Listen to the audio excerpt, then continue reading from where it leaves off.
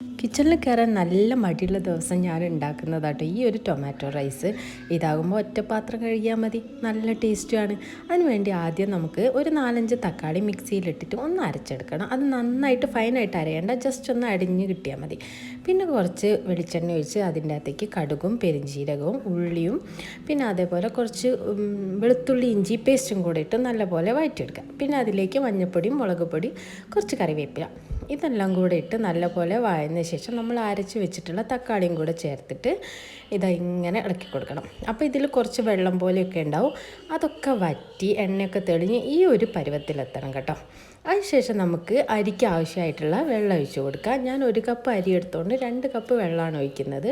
പിന്നെ കുറച്ച് പട്ട, ഗ്രാമ്പു, ഏലക്ക ഇതിട്ട് കൊടുക്കാം, മല്ലിയില ഇട്ട് കൊടുക്കാം. പിന്നെ നമ്മൾ ആദ്യം തന്നെ കഴുകി വൃത്തിയാക്കി വെച്ചിട്ടുള്ള നമ്മൾ പൊന്നി അരിയാണ് ഇടുന്നത്. അതിട്ട് കുറച്ച് നെയ്യും കൂടെ ചേർത്തിട്ട് ഒന്ന് തിളച്ച് വരുന്ന സമയത്ത് കുക്കർ ഓഫ് ചെയ്തിട്ട് 2 വിസിൽ കഴിഞ്ഞ് പിന്നെ ആ പ്രഷറിൽ ഒന്ന് വെന്ത ശേഷം നമുക്കത് എടുക്കാം കേട്ടോ.